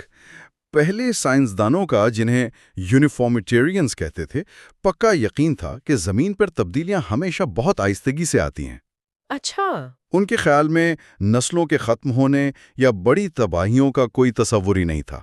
پھر جارج کوویے جیسے سائنسدان آئے جنہوں نے فاسلز کی بنیاد پر یہ ثابت کیا کہ زمین کی تاریخ میں بڑی بڑی تباہیاں یعنی کیٹاسٹروفیز آتی رہی ہیں۔ تو یہ 2 بالکل مخالف نظریات تھے۔ ایک کہتا تھا کہ سب کچھ آہستہ آہستہ ہوتا ہے اور دوسرا کہتا تھا کہ اچانک بڑی تباہیاں آتی ہیں۔ جی، اور کئی دہائیوں تک ان میں بحث چلتی رہی، لیکن اب ہم ایک درمیانی راستے پر پہنچے ہیں جسے نیو کیٹاسٹروفزم کہتے ہیں۔ اس کا کیا مطلب ہے؟ اس نظریے کے مطابق زمین کی تاریخ لمبے عرصے کی خاموشی پر مشتمل ہے، جو کبھی کبھار بڑی اچانک آنے والی تباہیوں سے ٹوٹتی ہے، اور یہ جو تباہی کے لمحات ہیں یہ زندگی کے ارتقاء کا رخ متعین کرنے میں غیر معمولی اہمیت رکھتے ہیں۔ اور یہاں پر بات واقعی دلچسپ ہو جاتی ہے۔ ذرائع بتاتے ہیں کہ شاید ہم صرف تاریخ پڑھ نہیں رہے، بلکہ ہم خود ایک ایسے ہی تباہی کے لمحے کے مرکز میں کھڑے ہیں۔ یہی وہ خیال ہے جو نوبل انعام یافتہ کیمسٹ پال کرٹسن کے ذہن میں آیا۔ وہ میکسیکو میں ایک کانفرنس میں تھے جہاں ماہرین بار بار ہولوسین دور کا ذکر کر رہے تھے۔ ہولوسین یعنی وہ دور جو پچھلے تقریباً 12,000 سال سے چل رہا تھا؟ جی بالکل۔ تو کرٹسن یہ سن کر تنگ آ گئے और अचानक बोल पड़े, बस करें, हम अब होलोसीन में नहीं हैं, हम एंथ्रोपोसीन में हैं। वाह, एक कॉन्फ्रेंस के बीच में ऐसा ऐलान। वहां लोगों का क्या रद्द-ए-अमल था? जराये के मुताबिक कमरे में एकदम खामोशी छा गई, लेकिन क्रॉटसन की बात में वजन था। एंथ्रोपोसीन यानी इंसान का नया दौर। और इसकी बुनियाद क्या थी? इसकी बुनियाद वो नाकाबिल तरदीद तब्दीलियां थीं जो इंसानों ने की हैं। मिसाल के तौर पर हमने सैयारे की 1/3 से निस्फ ज़मीन की सतह को अपनी ज़रूरियात के लिए मुकम्मल तौर पर तब्दील कर दिया है। शहरों, खेतों और सड़कों की शक्ल में, है ना? जी। और सिर्फ यही नहीं, हमने दुनिया के बेशतर बड़े दरियाओं पर या तो डैम बना दिए हैं या उनके कुदरती बहाव को रुख मोड़ दिया है। ये तो सैयारे के पूरे सर्कुलेटरी सिस्टम को बदलने के मुतरादिफ हैं। बिल्कुल। और इससे भी आगे बढ़कर हमारे खाद बनाने वाले कारखाने हर साल इतनी नाइट्रोजन पैदा करते हैं जितनी ज़मीन के तमाम कुदरती निज़ाम मिलकर भी नहीं करते। लेकिन सबसे बड़ी तब्दीली फ़िज़ा में हुई है। Carbon dioxide? जी।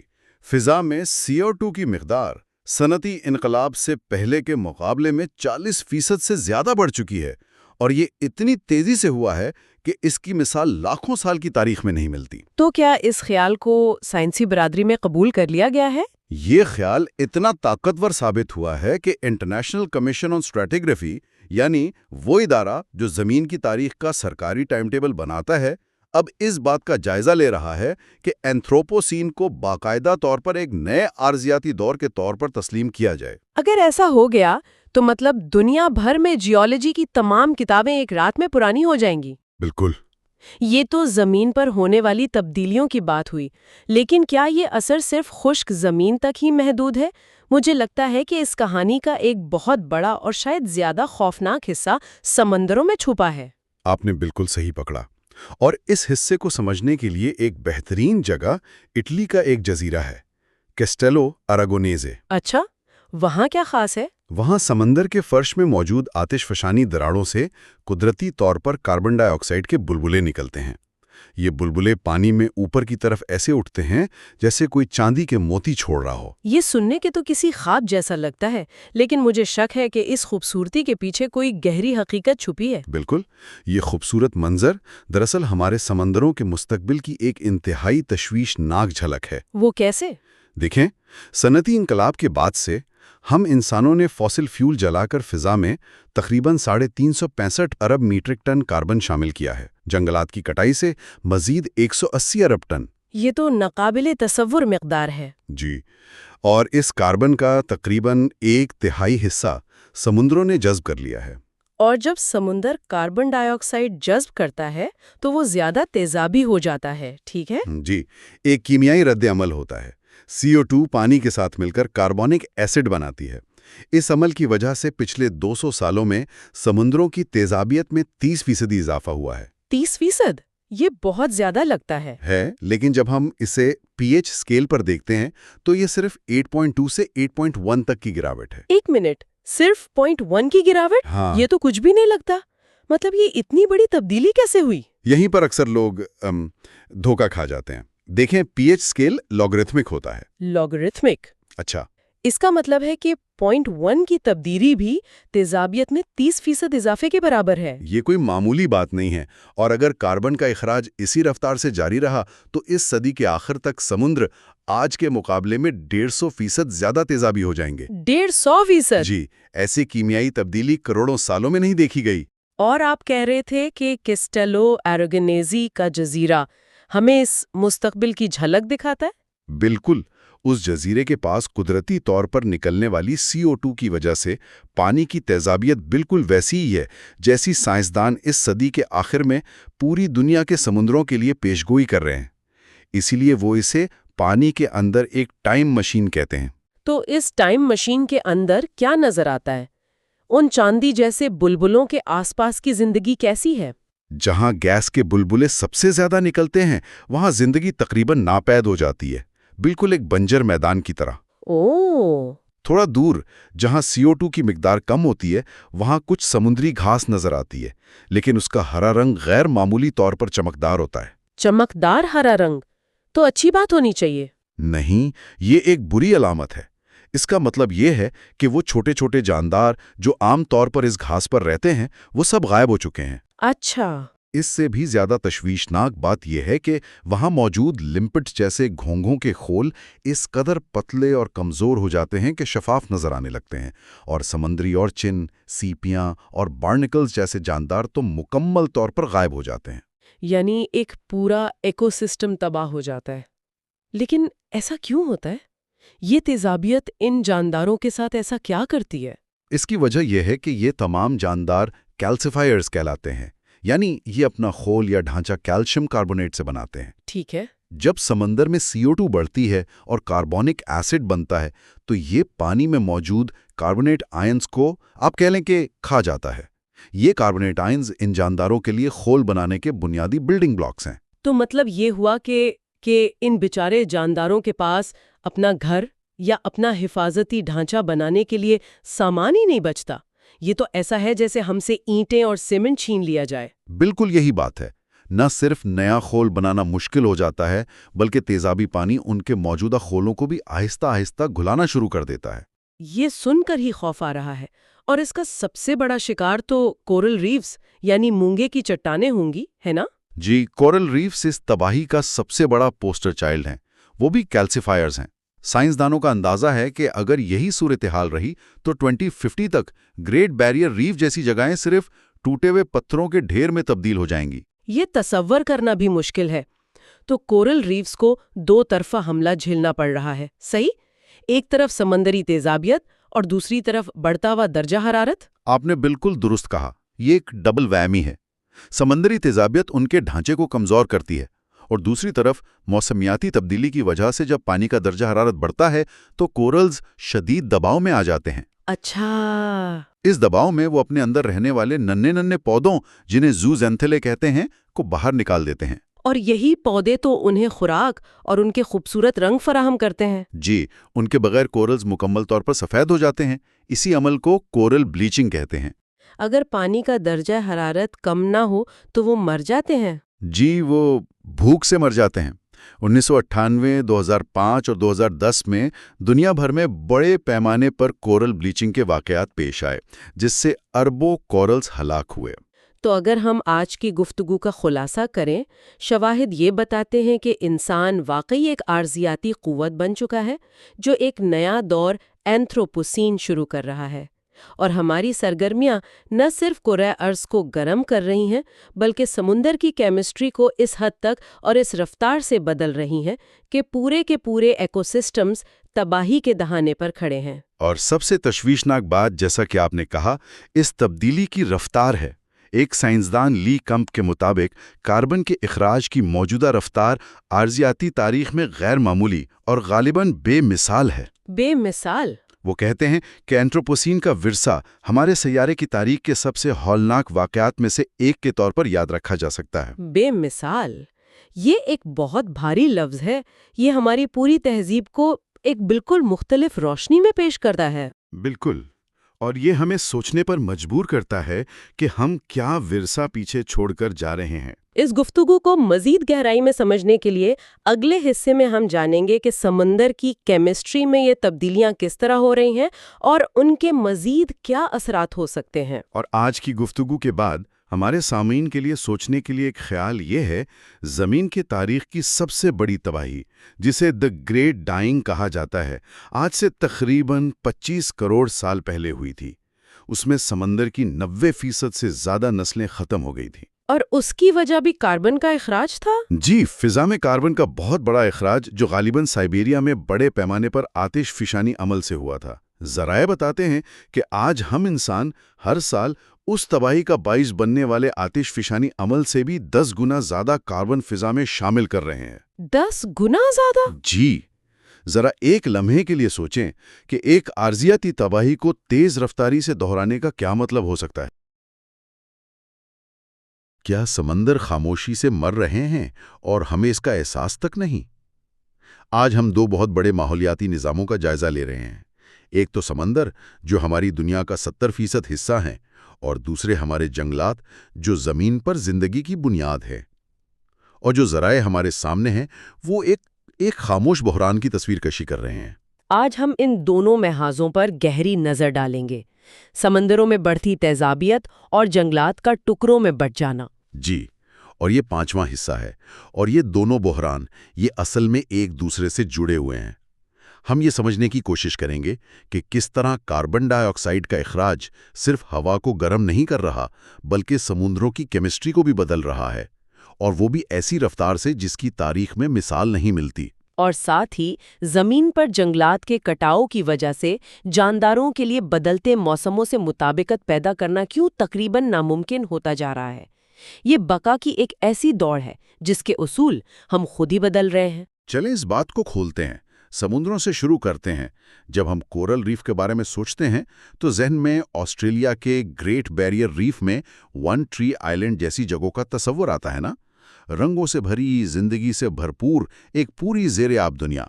ये छोटे छोटे जेली जैसे जानदारों के बनाए हुए मजबूत किले हैं, लेकिन ये खूबसूरत दुनिया एक शदीद खतरे की जद में है। और ये खतरा है ओशन एसिडिफिकेशन, यानी समुद्रों में तेजाबियत का बढ़ना। ये सुनने में शायद साइंस फिक्शन लगे, लेकिन ये एक बहुत ही सादा कीमियाई अमल है।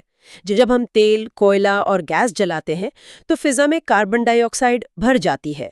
इसका तकरीबन 1/3 हिस्सा समुद्र जज्ब कर लेते हैं।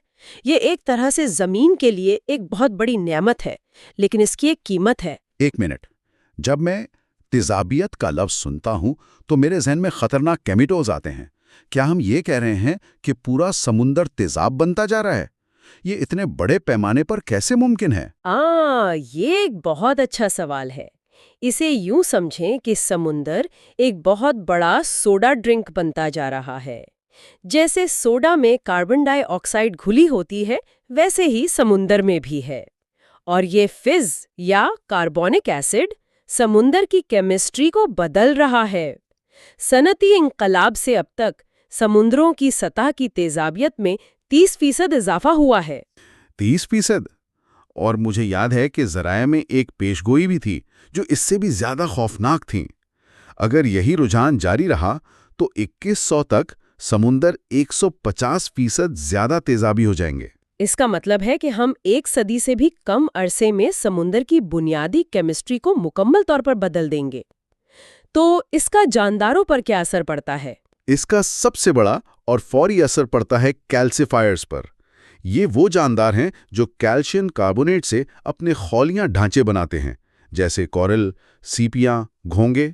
अच्छा जी, तो कार्बन डाइऑक्साइड पानी में मौजूद कार्बोनेट आयंस को खत्म कर देती है, जो इन जानदारों का बुनियादी तामीराती सामान है। उसके बगैर वो अपने घर या खौल नहीं बना सकते। ये बिल्कुल ऐसा है जैसे आप किसी को घर बनाने का कहें, लेकिन उसकी ईंटें आपके सामने ही तहलील हो रही हों। बिल्कुल यही बात है। ये तशबीह तो बहुत वाज़ेह है। तो क्या हमारे पास इसका कोई हकीकी सबूत है? कोई ऐसी जगह जहां हम इस मुस्तकबिल की झलक देख सके? जी बिल्कुल। इटली के साहिल पर कैस्टिलो अरागोनेज के करीब आतिशफिशानी सुराख हैं। ये समंदर के फर्श से कुदरती तौर पर कार्बन डाइऑक्साइड खारिज करते हैं। तो ये एक कुदरती लेबोरेटरी की तरह है जो हमें दिखाती है कि मुस्तकबिल के समंदर कैसे होंगे। जिन इलाकों में CO2 का अखराज मामूल के मुताबिक है, वहाँ जिंदगी भरी पड़ी है। लेकिन जैसे ही आप उन सुराखों के करीब जाते हैं जहाँ पानी ज्यादा तेजाबी है, मंजरनामा बदल जाता है। अच्छा, कैसे? खौल वाले जानदार जैसे समंदरी ककड़ी, सीपियां और बार्नेकल्स वो मुकम्मल तौर पर गायब हो जाते हैं।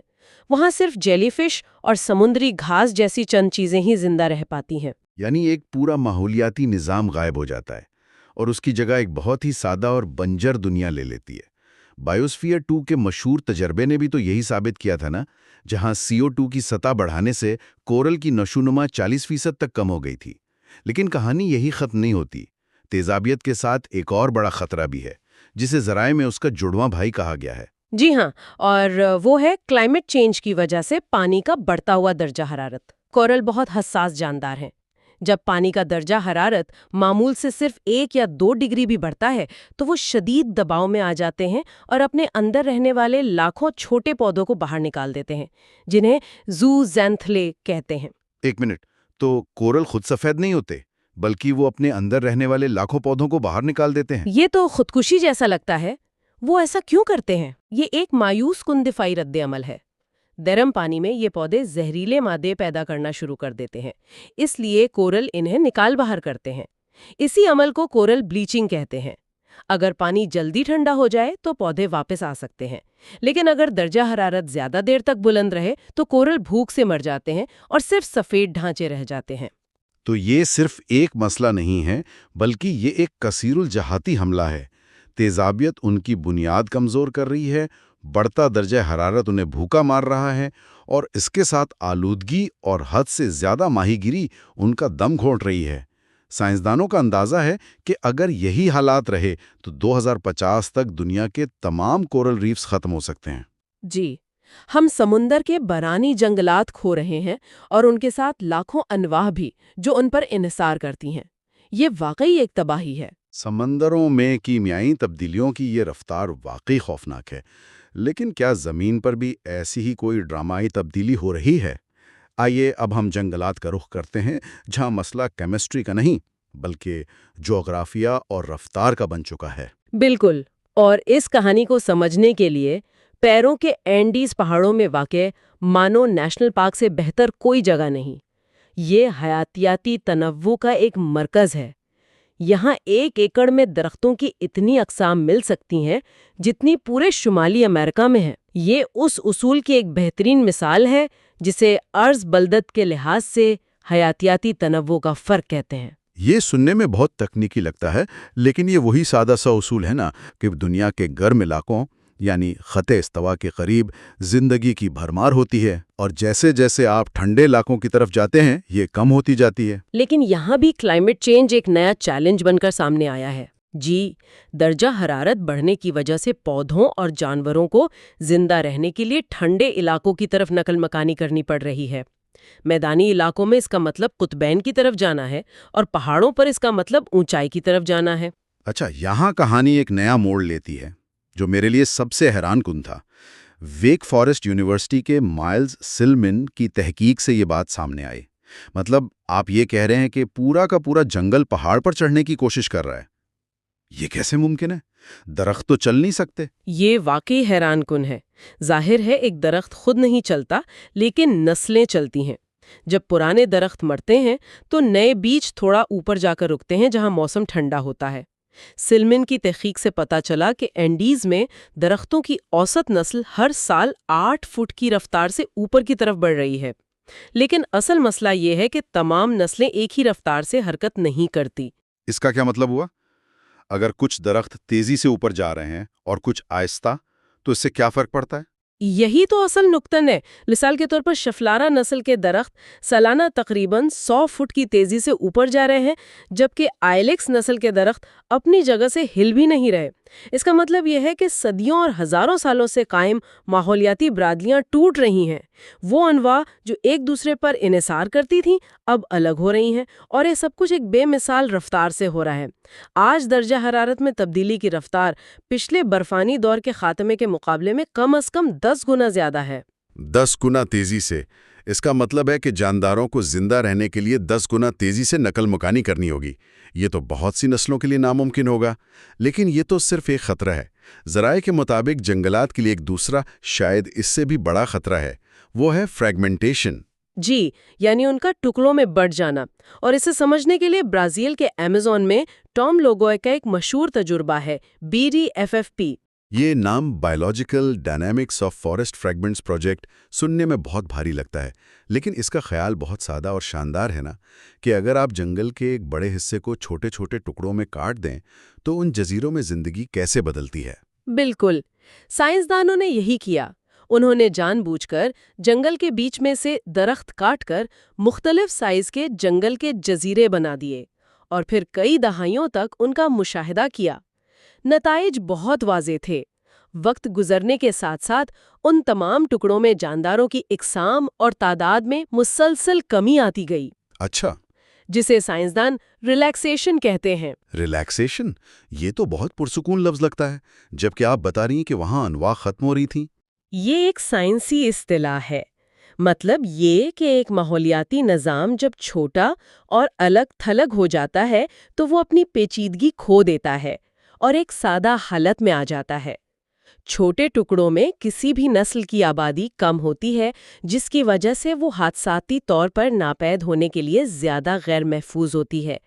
مثال کے طور پر اگر کسی ٹکڑے میں ایک خاص نسل کے صرف 2 پرندے باقی رہ جائیں تو ایک طوفان، کوئی بیماری یا ایک شکاری جانور پوری مقامی آبادی کو ہمیشہ کے لیے ختم کر سکتا ہے۔ اور یہاں ان دونوں خطرات کا خوفناک امتزاج سامنے آتا ہے، جسے سمجھنا بہت ضروری ہے۔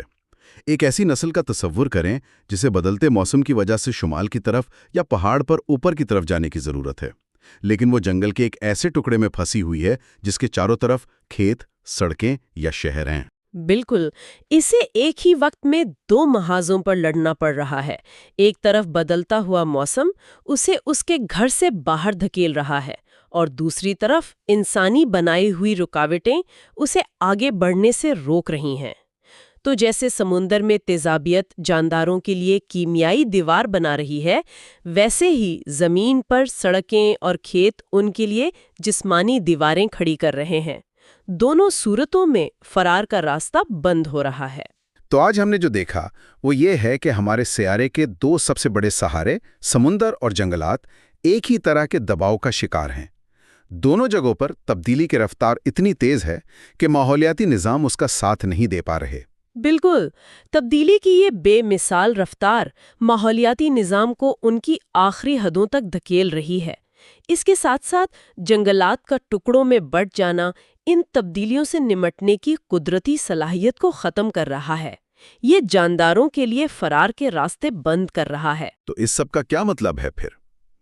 یہی کہ کورل ریفز اور ٹراپیکل جنگلات جیسے بڑے اور بنیادی ماحولیاتی نظاموں کو ایک نہیں بلکہ کئی مربوط دباؤ کا سامنا ہے۔ یہ پیچیدہ اور زندگی سے بھرپور دنیا آسان، قریب اور کم لچکدار بننے کے خطرے سے دوچار ہیں۔ ہم ان نظاموں کے تانے بانے کو ہی ادھیڑ رہے ہیں اور ہمیں نہیں معلوم کہ اس کے بعد کیا بنے گا۔ اور یہی ہمیں سوچنے کے لیے ایک نقطے پر چھوڑ جاتا ہے۔ جب یہ پرانی ماحولیاتی برادریاں جو لاکھوں سالوں میں بنی تھیں ٹوٹ جاتی ہیں تو ان کی جگہ جانداروں کے کون سے نئے، شاید عجیب اور غیر متوقع امتزاج ابھریں گے؟ اور کیا یہ نئے نظام مستحکم ہوں گے یا وہ مزید تیزی سے تباہی کا شکار ہو جائیں گے؟ یہ ایک ایسا تجربہ ہے جو ہم سیاروں کے پیمانے پر کر رہے ہیں، جس کے نتائج ہم نہیں جانتے۔ اگلے حصے میں ہم زمین کی جغرافیائی تنہائی اور نئی حیاتیاتی ترتیب کو سمجھیں گے۔ کیا زمین دوبارہ ایک نئی حیاتیاتی ترتیب کی طرف بڑھ رہی ہے؟ مطلب ایک نیا پینجیا جہاں تمام بر اعظم حیاتیاتی طور پر ایک دوسرے سے جڑ گئے ہیں۔ یہ سوال سننے میں تو کسی سائنس فکشن فلم جیسا لگتا ہے نا؟ بالکل، لیکن یہ آج کی ایک بہت بڑی حقیقت بنتا جا رہا ہے، اور یہی سوال الزبتھ کولبرٹ کی کتاب پر ہماری گفتگو کے اس آخری حصے کا مرکز بھی ہے۔ اچھا۔ پچھلی گفتگو میں ہم نے دیکھا تھا کہ انسان سمندروں اور ماحول کو کیسے بدل رہے ہیں۔ آج ہم دیکھیں گے کہ کس طرح انسانی سرگرمیاں وہ زمین پر زندگی کی ترتیب کو ایک ہی وقت میں بکھیر بھی رہی ہیں اور جوڑ بھی رہی ہیں۔ یہ تو بڑا عجیب تضاد ہے۔ جی، اور یہی تضاد ہماری آج کی دنیا کی کہانی بیان کرتا ہے۔ تو آج کی گفتگو میں 3 ایسی کہانیاں ہیں جو بظاہر تو الگ لگتی ہیں، لیکن جب آپ انہیں جوڑتی ہیں تو ایک بہت ہی عجیب اور پریشان کن تصویر بنتی ہے۔ ہم جنگل کے ان ٹکڑوں سے شروع کریں گے جو جزیوں کی طرح الگ تھلگ رہ گئے ہیں، پھر دیکھیں گے کہ کیسے انسان حیاتیاتی طور پر پوری دنیا کو ایک ہی براعظم بنا رہا ہے، اور پھر آخر میں انسان کی اپنی کوششیں۔ جی، کہ اس تباہی کے بیچ چند جانوروں کو بچانے کے لیے وہ کیا کچھ کر رہا ہے۔ تو چلیں اس کہانی کی گہرائی میں اترتے ہیں۔ ضرور۔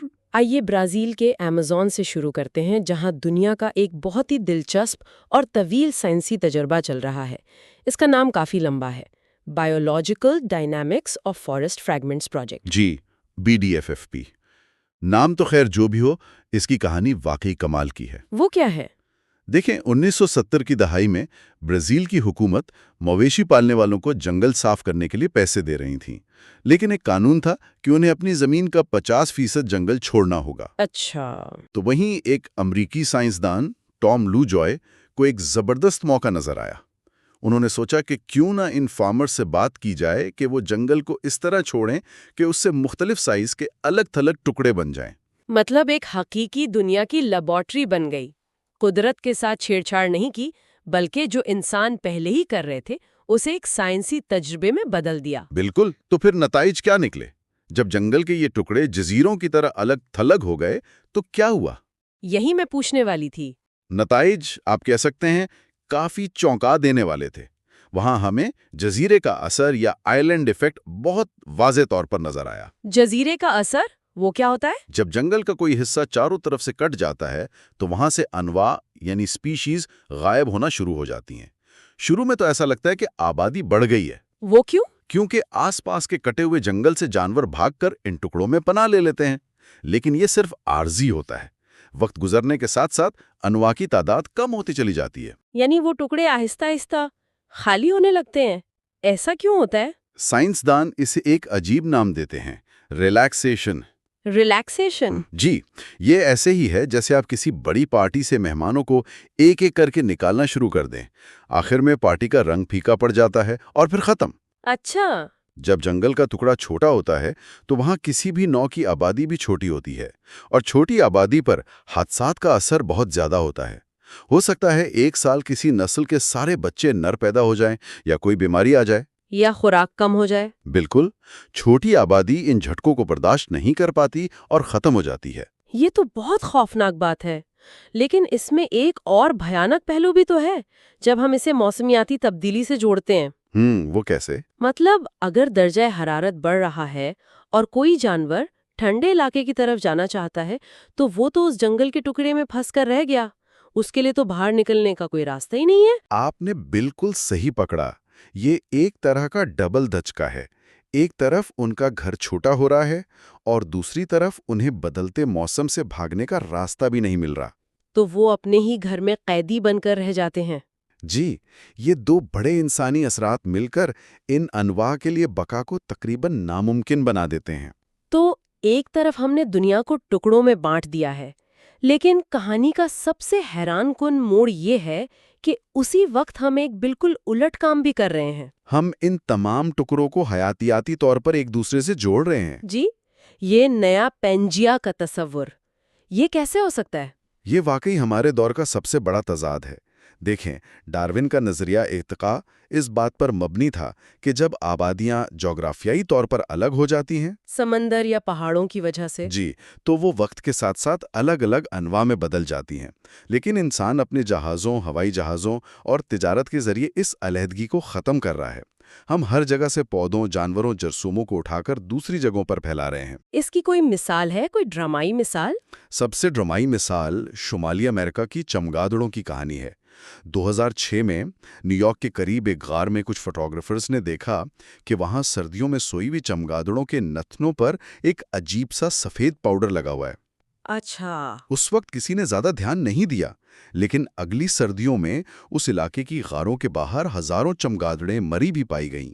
ایک منٹ، مطلب یہ بیماری اچانک امریکہ میں نمودار ہوئی اور لاکھوں چمگادڑوں کو مار دیا؟ میں نے پڑھا تھا کہ کچھ غاروں میں تو 90% آبادی ختم ہو گئی۔ جی بالکل۔ یہ پراسرار سفید پاؤڈر آخر تھا کیا اور یہ آیا کہاں سے؟ یہی تو سب سے خوفناک بات ہے۔ تحقیق سے پتا چلا کہ یہ امریکہ کا تھا ہی نہیں، یہ ایک فنگس تھی جسے سائنسدانوں نے جیومائسس ڈسٹرکٹنس کا نام دیا۔ اور یہ آئی کہاں سے؟ ممکنہ طور پر یورپ سے، شاید کسی سیاح کے جوتوں پر یا اس کے سامان پر لگ کر۔ اچھا، تو یورپی چمگادڑوں کا کیا ہوا؟ یورپی چمگادڑوں نے ہزاروں سالوں میں اس فنگس کے ساتھ جینا سیکھ لیا ہے، ان میں اس کے خلاف مدافعت ہے۔ لیکن امریکی چمگادڑوں کے لیے یہ ایک بالکل نیا اور جان لیوا دشمن تھا۔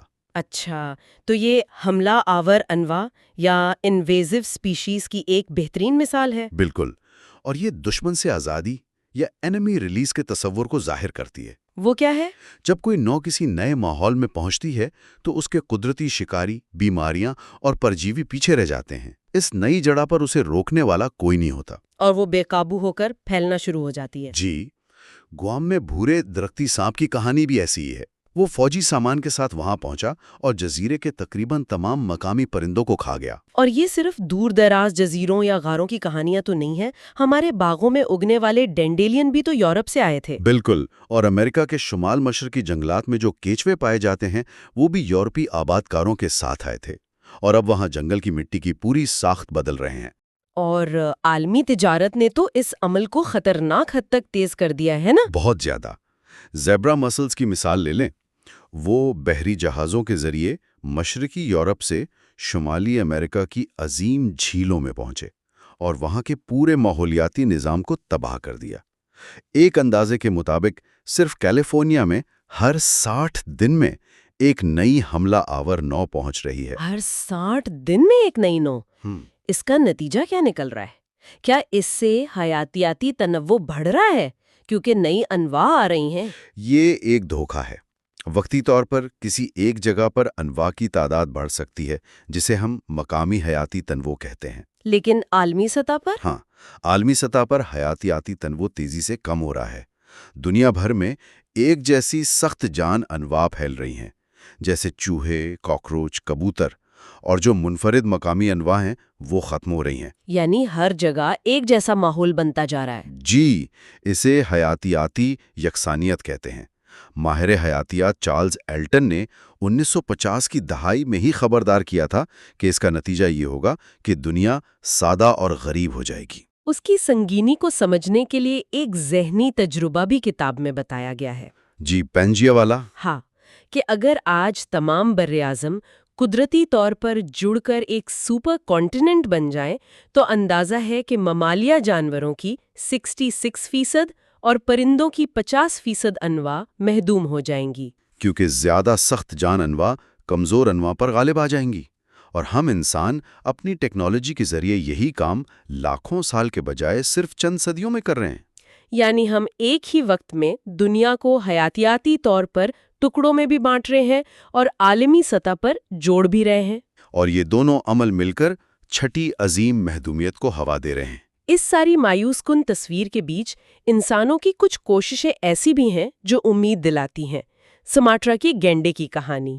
جی، یہ دنیا کے سب سے خطرے سے دوچار ممالیہ میں سے ایک ہے۔ جنگل میں شاید 100 سے بھی کم بچیں، اور ان میں سے ایک سوسی نامی مادہ گینڈا امریکہ کے سنسناٹی چڑیا گھر میں رہتی ہے۔ اور سوسی کی پیدائش کی کہانی انسانی عزم کی ایک ناقابل یقین مثال ہے۔ اس کی ماں ایمی کو قید میں حاملہ کروانے کی کوششیں سالوں تک ناکام ہوتی رہیں۔ اچھا؟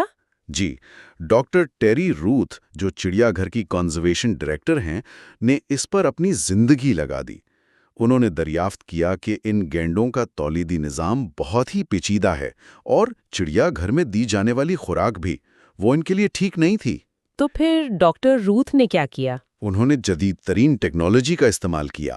انہوں نے ایک پورٹیبل الٹرا ساؤنڈ مشین کے ذریعے ایمی کے تولیدی سائیکل کو مانیٹر کرنا شروع کیا، جو خود ایک بہت بڑا چیلنج تھا۔ وہ کیوں؟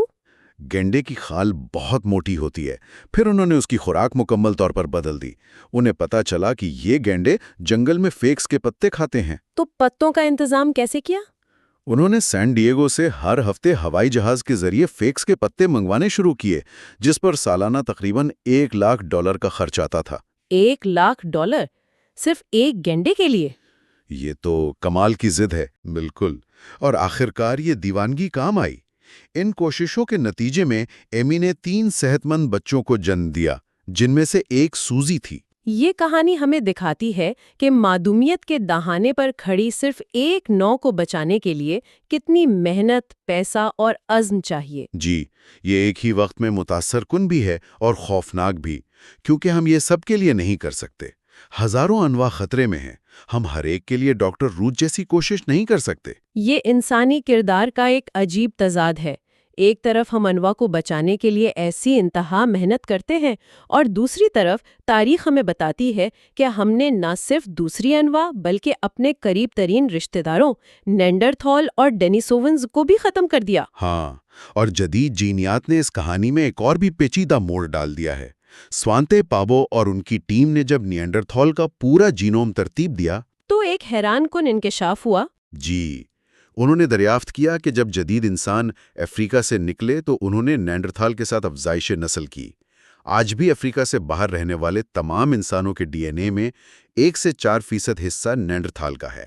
تو اس کا مطلب ہے کہ ہم نے انہیں مکمل طور پر ختم نہیں کیا، ان کا ایک حصہ آج بھی ہمارے اندر زندہ ہے۔ بالکل، اسے لیکی ریپلیسمنٹ کا نظریہ کہتے ہیں، یعنی ہم نے ان کی جگہ تو لے لی لیکن یہ تبدیلی مکمل نہیں تھی۔ ان کی تھوڑی سی وراثت ہمارے جینز میں شامل ہو گئی۔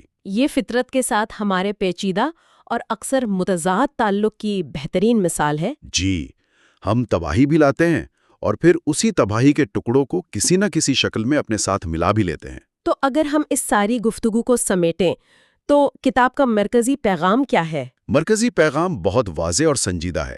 ہم چھٹی عظیم محدومیت کے دور میں جی رہے ہیں، اور اس بار اس شہاب ثاقب ہم خود ہیں۔ سمندروں کی تیز آبیت، موسمیاتی تبدیلی، جنگلات کا بٹوارا، حملہ آور انواع کا پھیلاؤ، یہ تمام تبدیلیاں ایک ایسی رفتار سے رونما ہو رہی ہیں جس کی مثال لاکھوں سال کی ارضیاتی تاریخ میں نہیں ملتی۔ یہ زمین کی سطح پر ایک انقلاب ہے، جیسا کہ جارجس کوویئر نے کہا تھا۔ بالکل، لیکن یہ انقلاب ہم خود لا رہے ہیں۔ تو آخر میں سب سے بڑا سوال یہی پیدا ہوتا ہے کہ انسانیت کا مستقبل کیا ہے؟ کتاب اس حوالے سے دو امکانات پیش کرتی ہے۔ پہلا تو بہت تاریک ہے کہ ہم اسی شاخ کو کاٹ رہے ہیں جس پر ہم خود بیٹھے ہیں، اور دوسرا امکان یہ ہے کہ ہماری ذہانت اور ایجادات جو اس ساری تباہی کی جڑ ہیں وہی ہمیں بچا بھی لیں گی، شاید جیو انجینئرنگ کے ذریعے یا شاید دوسرے سیاروں پر آباد ہو کر۔ یہ ایک بہت گہرا سوال ہے۔ ایک طرف انسانوں میں ناقابل یقین تباہی پھیلانے کی صلاحیت ہے، اور دوسری طرف ناقابل یقین ذہانت اور ہمدردی بھی ہے، جیسے ڈاکٹر روت کا گینڈوں کو بچانا یا سوانتے پابو کا لاکھوں سال پرانے ڈی این اے سے پوری تاریخ لکھ دینا۔ صحیح۔ تو حتمی سوال جو کتاب ہمارے لیے چھوڑ جاتی ہے وہ یہ ہے کہ ہم کس راستے پر گامزن ہیں۔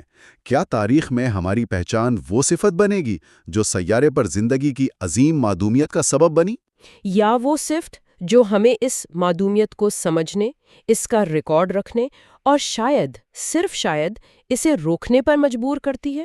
اس کا جواب شاید آنے والا وقت ہی دے گا۔